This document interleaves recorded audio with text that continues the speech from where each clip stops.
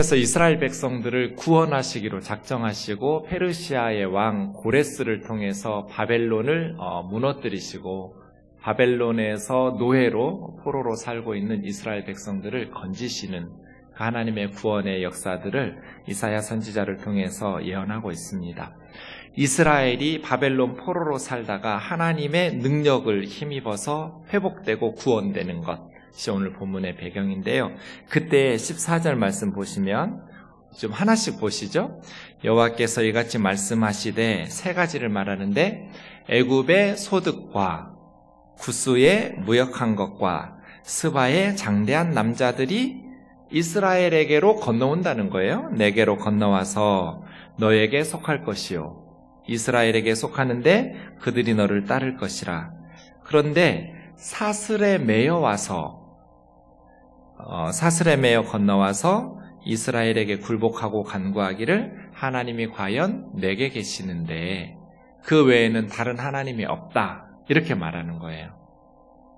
먼저 애굽의 소득, 이집트의 소득, 이 소득이라고 번역한 단어는요, 수고하다, 그래서 모은 소득, 산물, 소산물 이런 걸 뜻하는 단어입니다. 그러니까 이집트 사람들이 수고해서 모았던 소산물, 이집트 사람들의 소득. 구스는 이디오피아죠. 이디오피아 사람들의 무역한 것, 무역이나 혹은 무역 장사를 통해서 얻은 이득, 이런 것들이에요. 애굽의 소득, 구스의 무역한 것, 스바. 이 스바는 이디오피아 근처에 나일강 중간 도시라고 나라라고 생각하시면 돼요. 보통 구스와 스바 하면 먼 곳을 상징하기도 해요. 애굽 하면 큰 나라를 상징하기도 하고요. 이게 사실은 43장 3절에서도 한번 이 세 나라 애굽과 구스와 스바가 나왔는데요. 그때는 이스라엘을 구속하기 위해서 속전이 필요하다면 이 세 나라를 주고라도 이스라엘을 건져내겠다라고 하나님 말씀하실 때 애굽과 구스와 스바가 43장 3절에서도 한번 나왔거든요. 하나님께서 페르시아의 고레스 왕에게 뭔가 대속물이 필요하다면 애굽, 구스, 스바를 대속물로 주고 이스라엘을 건져낼 거다, 이런 식으로 말씀하시는 문단에서도 쓰였는데요. 여기서는 궁극적으로 이 세 나라의 모든 것이 이스라엘의 소유가 될 것이다, 이런 의미로 세 나라를 쓴 거죠.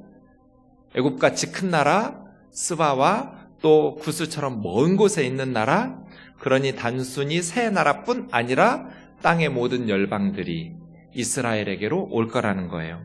오는데 그냥 오지 않고 애굽은 소득, 구스는 무역한 것, 스바의 장대한 남자들, 이건 뭘까요? 스바 사람들은 건장한 몸을, 노동력을 제공하는 노예로 이스라엘에게 건장한 남자들이 몸을 바쳐서 온다는 거예요. 그렇게 이스라엘에게 와서 이스라엘의 소유가 될 것이다.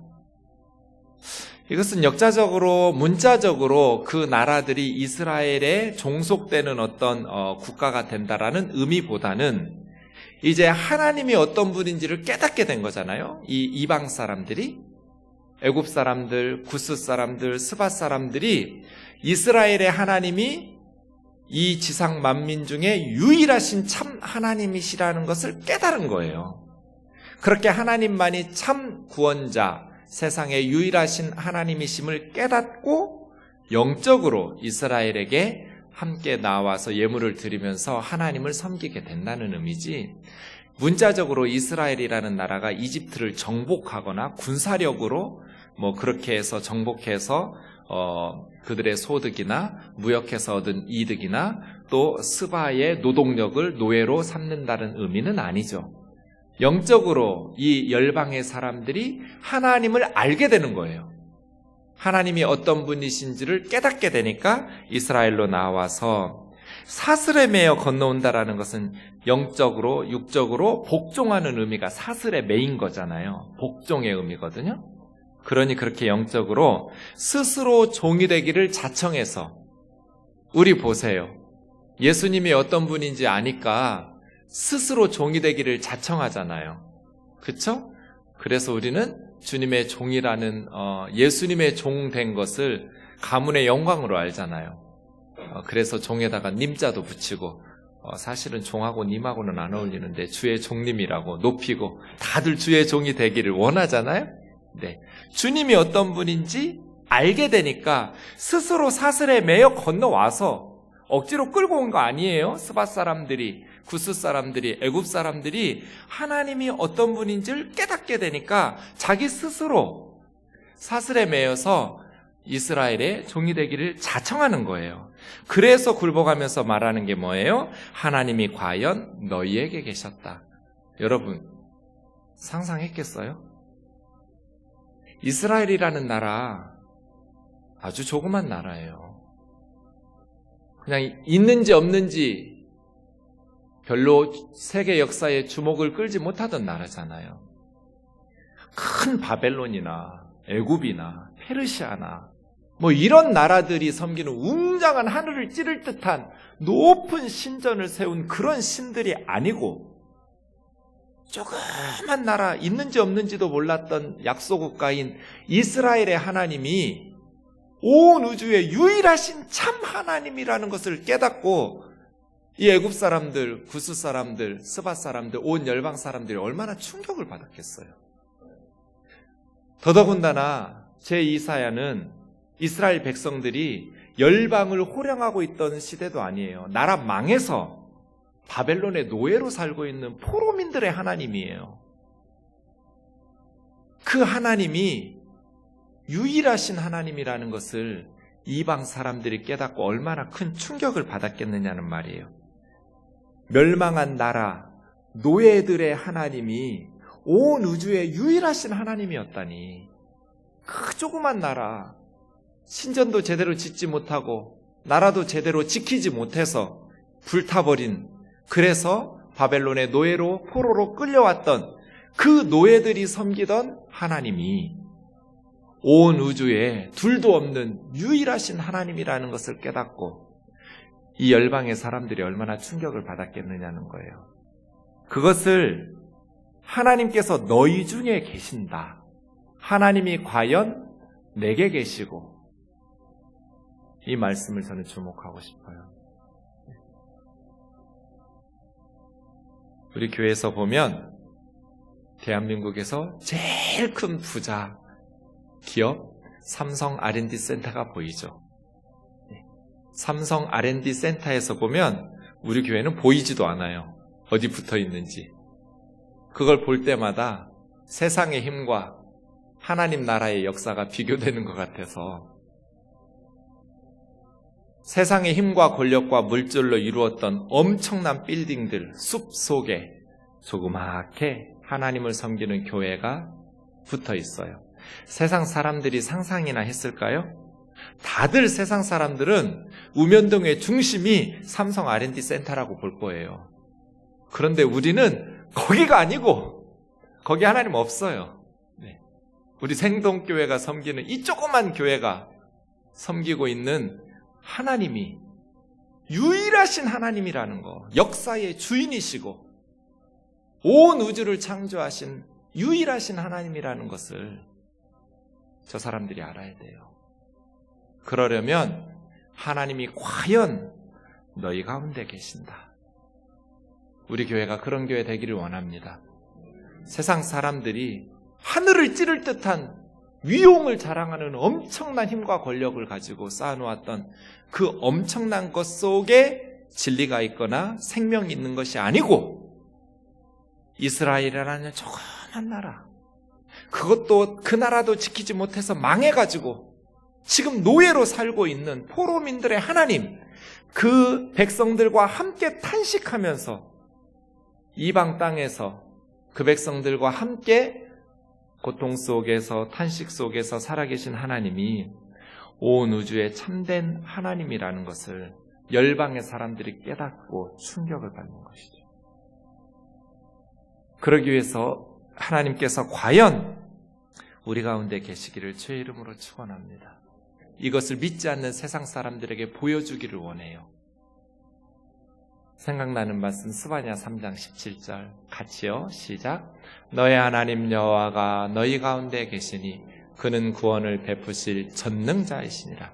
그가 너로 말미암아 기쁨을 이기지 못하시며 너를 잠잠히 사랑하시며 너로 말미암아 즐거이 부르며 기뻐하시리라 하리라. 아멘. 생동으로 너를 바꾸세요. 시작. 생동의 하나님 여호와가 생동 가운데 계시니 그는 구원을 베푸실 전능자시니라. 그가 생동으로 말미암아 기쁨을 이기지 못하시며 생동을 잠잠히 사랑하시며 생동으로 말미암아 즐거이 부르며 기뻐하시리라. 아멘. 우리 하나님 여호와가 우리 가운데 계시고 과연 니네 하나님이 너희 가운데 계시는구나. 온 열방의 사람들이 이것을 깨닫고 충격을 받았어요.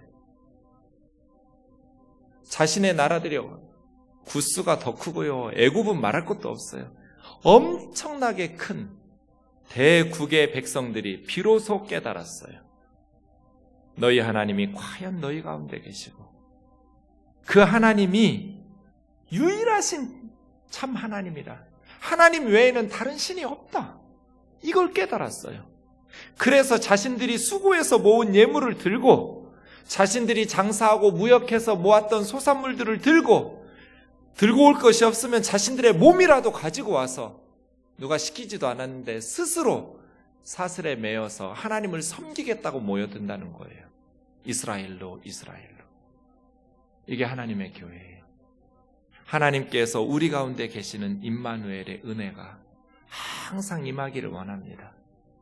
오다가다 와봤더니 왠지 좋아. 그리고 예배에 참여했더니 사람들 표정이 너무너무 평화롭고 행복해 보이고 과연 하나님이 이곳에 계시구나. 니네 하나님이 너희와 함께 계시는구나. 이것을 깨닫게 하는 교회 되기를 원합니다.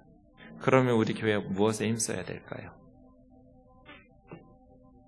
하나님이 임재하시는데도 두 종류가 있어요. 성경에 보면 하나는 하나님께서 이스라엘 백성, 하나님의 백성들과 함께 하실 때 심판으로 임재하실 때가 있어요.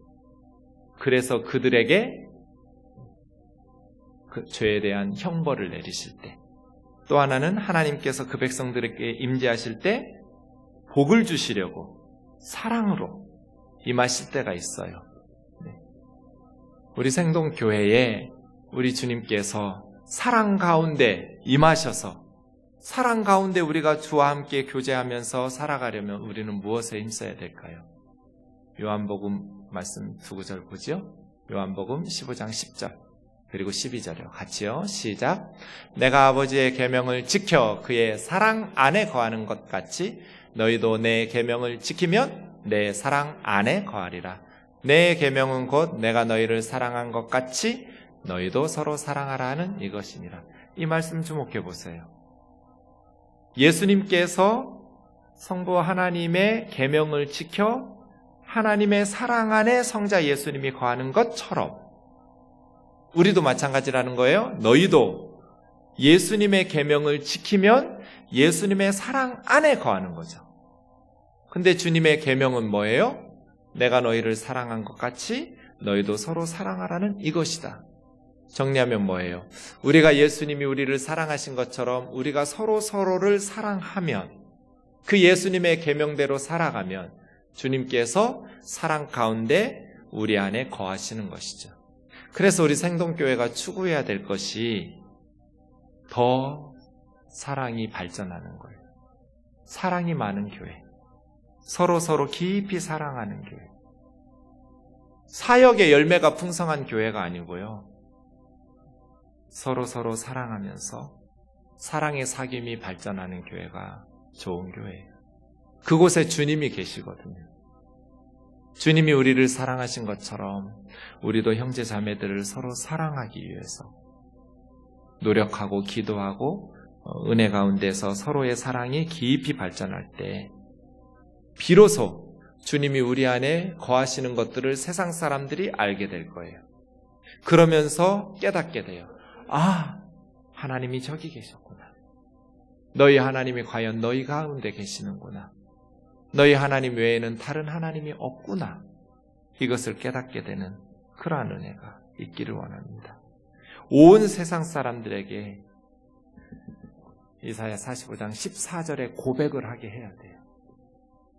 너희 하나님이 너희 중에 있구나. 그리고 너희 하나님 외에는 다른 하나님이 없구나. 모든 세상 사람들이 이런 고백, 이 14절의 고백을 할 수 있도록 우리가 통일이 되면 북녘의 동포들에게 무엇을 보여줘야 돼요? 무엇을 가르쳐줘야 돼요?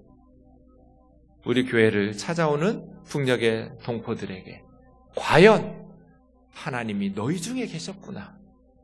너희가 섬기는 하나님 외에는 다른 신이 없구나.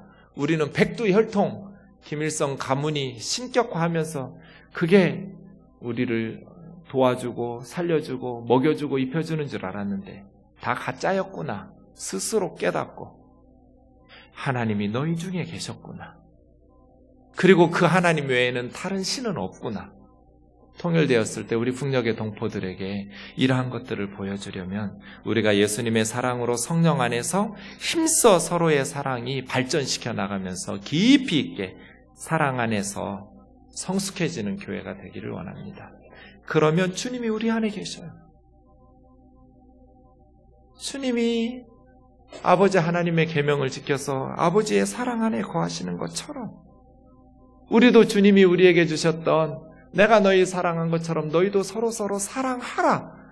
이 계명을 지켜가면 예수님의 사랑 안에 거한다고 말씀하셨잖아요. 우리 교회가 더 사람이 많은 대형교회나 더 돈이 많은 부자교회가 아니라 더 사랑이 많은 교회가 되기를 원합니다. 사랑이 많은 교회. 그 교회에 오면 상처받았던 사람들이 회복이 돼요. 하나님을 체험하게 되거든요. 하나님의 사랑을 경험하게 되거든요. 저는 오늘 또 전화를 받는데 한 자매님이 엉엉 울어요. 전화기에다 대고. 너무너무 힘들고 어려운 상황이었는데 우리 집사님이 도와준 거예요. 온 마음을 다해서 도와줬대요. 어떻게 이럴 수가 있냐고, 목사님. 정말 천사 같은 분들이라고. 네. 사랑은 입으로 하는 것도 아니고 마음으로만 하는 것도 아니고 물질도 시간도 기도도 다 동원돼서 우리가 온 마음으로 주님이 우리를 사랑하시기 위해서 십자가에 달리신 것처럼 우리도 형제 자매들을 사랑하면서 너무 감사한 거예요. 교우의 사랑이 너무 고마워서 눈물을 흘리면서 목사한테 전화하는 그 소식을 들으니까 너무너무 하나님께 감사한 거예요. 그게 교회죠. 교회. 그리스도인이란 성경 찬송 들고 예배 다니는 사람이 아니고 너희가 서로 사랑하면 이로써 세상 사람들이 너희가 내 제자인 줄 알리라.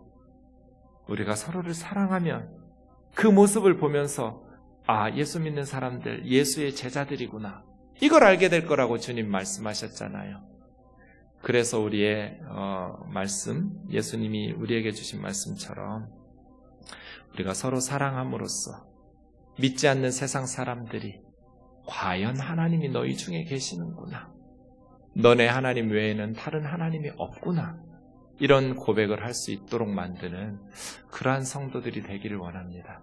주님이 우리 생동에 거하시기를 즐거이 부르고 기뻐 춤을 추시면서 우리 예배를 받으시기를 그러려면 우리가 서로서로 사랑하고 서로서로의 허물은 덮어주면서 오래 참고 인내하고 기도하고 바라고 소망하면서 서로를 깊이 있게 사랑할 수 있는 교회 되기를 주의 이름으로 축원합니다. 그래서 이 14절의 고백을 하게 합시다. 세상 사람들이 과연 하나님이 너희 중에 계신다. 하나님이 너네 교회에 계시는구나. 하나님께서 너희 중에 계시고 다른 하나님은 이 세상에 없구나. 그런 고백을 열방이 한다는 거예요. 그래서예요. 15절이요. 같이 읽겠습니다. 본문 15절 시작. 구원자 이스라엘의 하나님이여 진실로 주는 스스로 숨어 계시는 하나님이시니. 몰랐죠. 이스라엘의 하나님은 무슨 돌이나 나무나 금이나 은이나 그렇게 형상을 만들지도 않아요. 눈에 보이지도 않아요. 이스라엘의 하나님. 그리고 이스라엘의 하나님은 스스로 숨어 계신 하나님 같아요. 어쩌면 온 우주의 유일하신 창조주 하나님이 이렇게 조그만 나라에 숨어 계셨냔 말이에요. 상상할 수도 없는 숨어 계신 하나님이에요. 이방 사람들이 볼 때 그래요. 깨닫고 나서 보니 어쩌면 유일하신 참 하나님이 이렇게 조그만 나라에, 그것도 망한 포로들, 노예들의 나라에 하나님으로 숨어 계셨냔 말이에요. 웅장한 신전을 지은 거대한 제국의 하나님, 신이 아니고 어쩌면 이런 나라의 하나님이었냔 말이에요. 눈에 보이지도 않는, 조각한 무엇도 만들어 놓지 않는. 그래서 몰랐어요. 그런데 드디어 하나님께서 하나님의 영광과 능력을 드러내셨어요. 그래서 이스라엘을 건져내셨어요. 마치 아브라함의 하나님이 진짜 하나님인데 가나안 사람들이 몰랐어요. 자기 땅도 없고 그냥 이리 치이고 저리 치이고 쫓겨나고 그런 가나안의 유목민으로 살던 아브라함이 섬기는 그 하나님이 참 하나님이라는 걸 몰랐어요. 그러다가 드디어 구원자 이스라엘의 하나님이 스스로를 드러내신 것처럼 고레스를 통해서 이스라엘을 회복시키시고 또 열방에 예수 그리스도를 보내셔서 이스라엘의 하나님이 참 온 우주의 하나님이신 것을 드러내신 것처럼 아브라함이 100살이 되었는데 이삭을 낳고 또 주변에 수많은 나라 사람들이, 강한 사람들이 그들을 위협하고 그들을, 아브라함의 가족들을 해하려 했지만, 그의 아내를 빼앗으려 했지만 하나님께서 꿈에 나타나셔서 꾸짖으시고 돌려주시게 하시고, 그러한 모든 기적적인 것들을 하나님께서 드디어 아브라함의 하나님의 능력을 드러내시자 가나안의 그랄왕 아비멜렉이 군대장관 비고를 데리고 아브라함에게 와서 고백을 해요. 너네 하나님이 진짜 너와 함께 계신다. 그 하나님 진짜다. 우리 동맹을 맺자. 서로 해치지 않도록. 우리 후손들까지라도 서로 해하지 않도록 서로 동맹을 맺자고 군대장관을 데리고 와서 왕이 아브라함에게 서약을 하고 조약을 맺자고 말하는 이러한 역사들 말이에요. 숨어 계신 하나님을 몰랐어요. 너무나 초라한, 눈에 보이지도 않으시는, 그러나 하나님께서 이스라엘을 구원하시기 위해서 스스로의 능력과 영광을 드러내셨을 때, 이스라엘 가운데 거하시는 하나님, 그 하나님이 온 우주의 참 하나님이시라는 것을 드러내셨을 때 열방의 사람들이 이렇게 고백한 거예요. 하나님이 스스로 숨어 계셨다. 그러나 하나님은 숨어 계신 하나님이 아니에요. 우선 16절 17절을 같이 읽겠습니다. 시작. 우상을 만드는 자는 부끄러움을 당하며 욕을 받아 다 함께 수욕중에 들어갈 것이로되 이스라엘은 여호와께 구원을 받아 영원한 구원을 얻으리니 너희가 영원히 부끄러움을 당하거나 욕을 받지 아니하리로다. 인생은 둘 중 하나예요. 우리의 미래는 둘 중 하나예요. 하나는 16절, 하나는 17절. 우상을 만들고 우상을 섬겼던, 하나님을 섬기지 않았던 세상 사람들은 부끄러움과 수욕을 받을 거예요.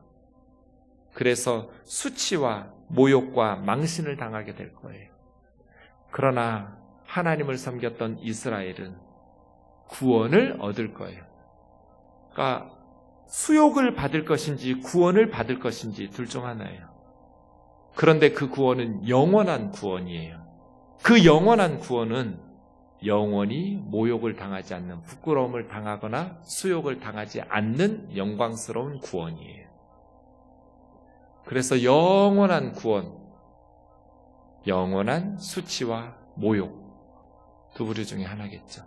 우상을 섬겼던 사람들은 수치와 모욕을 당하겠지만 하나님의 백성들은 영원한 구원을 받아서 절대로 수치를 당하거나 부끄러운 모욕을 당하지 않을 것이다. 그런데 마지막 18절 19절이요. 시작.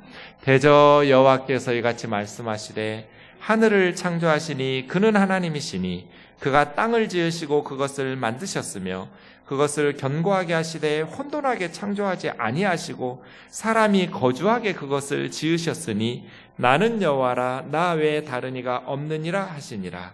19절이요. 나는 감추어진 곳과 캄캄한 땅에서 말하지 아니하였으며 야곱 자손에게 너희가 나를 혼돈 중에서 찾으라고 이르지 아니하였노라. 나 여호와는 의를 말하고 정직한 것을 말하리니라.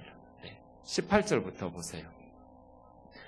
여호와께서 말씀하시되 내가 하늘을 창조하시고 땅을 지으시고 그것을 만드시며 견고하게 하셨는데 혼돈하게 창조하지 않았다. 이 땅을 무질서하게 창조하지 않았다. 하나님께서 이 세상을 대충 창조하셨으면 우린 죽어요. 왜 하나님께서 질서 있게 창조하셨냐면 사람이 거주하게 그것을 지으셔야 되니까. 사람들이 살 수 있도록 이 세상을 창조하셨다는 거예요. 아멘이죠. 사람들이 만든 건요, 아무리 잘 만들어도 몇 년, 몇십 년 쓰면 망가져요. 그렇죠? 사람들이 만든 것은 아무리 잘 만들어도 시간이 지나면 망가진다고요. 그런데 하나님께서 만드신 것은 망가지지가 않아요. 저 태양 볼 때마다 저는 신기해요. 저 녀석 하나님이 만드셨으니 우리가 살죠. 사람이 거주하도록 지으셨어요. 인간이 모든 과학과 지식을 총동원해서 태양을 만들었다고 해보세요. 금방 고장 날걸요? 어떤 날은 불을 세게 떼가지고 우리 타 죽을 거고요. 어떤 날은 불을 약하게 떼가지고 우리 얼어 죽을 거고요. 하나님이 만들어 놓은 태양이니까 일정하게 수천 년을 하루도 거르지 않고 일정한 온도로 사람이 거주하도록 만드신 거예요. 사람이 살 수 있도록 하나님이 지으신. 저 태양 언제 망가져요? 예수님 다시 오실 때까지 안 망가져요. 하나님이 만드신 건 그런 거예요. 사람들이 만들어 놓은 거는 시간 지나면 고장나요. 못 살아요. 그런데 하나님께서 만드신 거는 사람들이 살아갈 수 있도록 지어 놓았어요. 그래서예요. 나는 여호와라. 나 외에는 다른 이가 없다. 하나님 외에 누가 이런 하늘을 만드시고 땅을 견고하게 지으시냔 말이에요. 하나님이 만드셨으니, 하나님께서 직접 만드셨으니 우리가 살아갈 수 있도록 이 우주가 만들어졌지, 아마 하나님께서 천사 시켜서 만드셨으면 벌써 이 우주가 뭐가 문제가 생기고 망가졌을 것 같아요. 하나님께서 창조하시고 지으시고 만드셨기에 견고하게 되었고 사람들이 거주할 수 있도록, 살아갈 수 있도록 지으신 거죠. 나 외에는 다른 이가 없다. 19절이요. 하나님은 감추어진 곳에서 캄캄한 땅에서 말씀하시지 않으셨어요. 그냥 애매하게 말씀하지 않았다고요. 명명백백하게 말씀하셨어요. 사실은 조금만 똑똑한 애굽 사람들이라면 출애굽 사건 때 하나님께서는 10가지 재앙으로 홍해바다를 갈라버리시는 기적으로 모든 사람들이 이스라엘의 하나님이 유일하신 참 하나님이라는 것을 명명백백하게 알리셨어요. 광야에서 40년 동안 농사 하나를 짓지 않고 20살 이상의 남자 장정만 60만 3,550명이 40년 살았어요. 그 사막에서 수백만 명의 사람들이 40년을 살았다는 것 자체가 기적이에요. 만나와 메추라기, 불기둥 구름기둥이 아니면 죽어요. 그런데 하나님께서 그들의 신발이 헤어지지 않고 옷이 떨어지지 않고 발이 부르트지 않고 농사짓고 수고해서 밥해 먹고 살지 않았어요. 그냥 하나님께서 내려주시는. 이스라엘 자매님들이 얼마나 행복했을까요? 설거지도 필요 없어요. 그냥 하늘에서 내려주시는 거 먹으면 돼요. 명명백백하게 하나님은 알리셨어요. 조그만 나라의 하나님이셨지만 조그맣게 말씀하지 않으셨어요. 어두운 데서, 캄캄한 데서 말씀하지 않으셨어요. 여리고성을 무너뜨리실 때 하나님께서 조그맣게 말씀하지 않으셨어요. 그래서 여리고의 기생 라합이 알았어요. 들었어요. 간담이 떨렸어요. 우리 여리고성 사람들이 다 들었어요. 너희 하나님이 상천하지의 유일하신 하나님이다. 이스라엘의 하나님 같은 하나님은 없다. 명명백백하게 하나님께서 말씀하셨어요. 특별히 야곱의 자손 이스라엘 백성들에게는 혼돈 중에서 찾으라고 말씀하시지 않으셨어요. 하나님은 너무나도 분명하게 말씀하셨어요. 지금 우리도 하나님은 예수 그리스도를 통해서 너무나도 분명하게 말씀하셨어요. 의와 정직한 것을 알리셨어요. 요한복음 1장 18절 같이요. 시작. 본래 하나님을 본 사람이 없으되 아버지 품속에 있는 독생하신 하나님이 나타내셨느니라. 저는 이 말씀 때문에 예수님 믿기 시작했거든요. 모태신앙이었다가 고등학교 1학년 2학기 때부터 의심하면서 하나님 못 믿다가 대학교 1학년 겨울에 요 구절로 하나님 믿기 다시 시작했어요. 제가 인격적으로 주님을 만난 구절이 요 구절이에요. 본래 하나님을 본 사람이 없으되 봐야 믿죠. 하나님을 본 적이 없는데 어떻게 믿을 수 있어요? 하나님은 눈에 안 보여요. 하나님을 본 사람이 없대요. 그럼 어떻게 하나님을 믿을 수 있어요? 아버지 품속에 계셨던 독생하신 하나님이 예수 그리스도가 하나님을 나타내셨어요. 하나님은 예수님을 통해서 하나님 자신을 나타내셨어요. 예수님의 제자들은 하나님을 보고 믿은 게 아니에요. 하나님을 본 사람이 없어요. 그런데 어떻게 목숨을 바치면서 하나님을 믿었어요? 하나님 아버지 품속에 계셨던 독생하신 하나님, 하나님의 아들 예수 그리스도께서 하나님을 드러내셨어요. 그래서 히브리서 저자는 이렇게 말해요. 옛적에 선지자들을 통해서 여러 부분과 여러 모양으로 우리 조상들에게 말씀하신 하나님이 선지자들에게 말씀하신 구약의 끝에 이 모든 날 마지막에 아들을 통해서 우리에게 말씀하셨다. 하나님은 예수 그리스도를 역사 가운데 보내셔서 명명백백하게 말씀하셨어요. 지적인 자살을 할 필요가 없어요. 누구든지 예수님이 누군지 깨닫게 되면 하나님을 믿을 수밖에 없어요. 아버지 품속에 계신 독생하신 하나님 예수 그리스도께서 역사 가운데 하나님을 드러내셨어요. 예수님을 알게 되면 하나님을 알게 돼요. 하나님은 예수님을 통해서 말씀하셨어요. 하나님에 대해서 드러내셨어요. 예수 사건. 우리는 하나님의 아들 예수 그리스도를 통해서 하나님을 확신할 수 있게 되었어요. 하나님께서는 혼돈 중에 찾으라고 말씀하지 않으셨어요. 흑암 속에서 감추어진 캄캄한 곳에서 말씀하지 않으셨어요. 이건 역사예요. 예수 그리스도는 역사예요. 역사. 하나님께서는 예수님을 세상에 보내셔서 명명백백하게 말씀하셨어요. 누구도 지적인 자살이 필요 없어요. 예수님을 믿는 데는. 누구도 애매모호할 필요가 없어요. 너무나 분명한 사건이에요. 그 예수 그리스도 안에서 우리가 세상 사람들에게 분명하게 하나님이 과연 너희 중에 계시고 하나님 외에는 다른 신이 없다.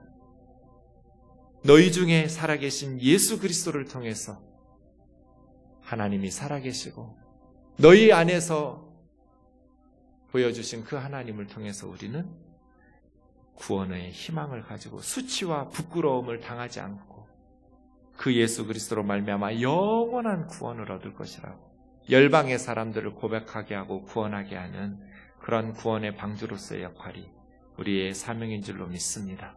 우리가 예수 그리스도를 집중합시다. 예수 그리스도를 집중하고 오직 예수 그리스도 안에서 드러내신 하나님을 가르치면서 그 하나님의 교훈, 하나님의 사랑 가운데에서 우리가 서로를 사랑하면서 예수 그리스도의 복음을 온 열방에, 구스에, 애굽에, 스바에 전파하면서 큰 나라든지 땅끝에 있는 나라든지 온 열방의 사람들이 과연 하나님이 너희 중에 계시다고 그리고 너네 하나님이 진짜라고 이렇게 고백하게 하는 구원의 방주로서의 복음의 사명, 전도자의 사명들을 잘 감당할 수 있는 우리들 되기를 원합니다.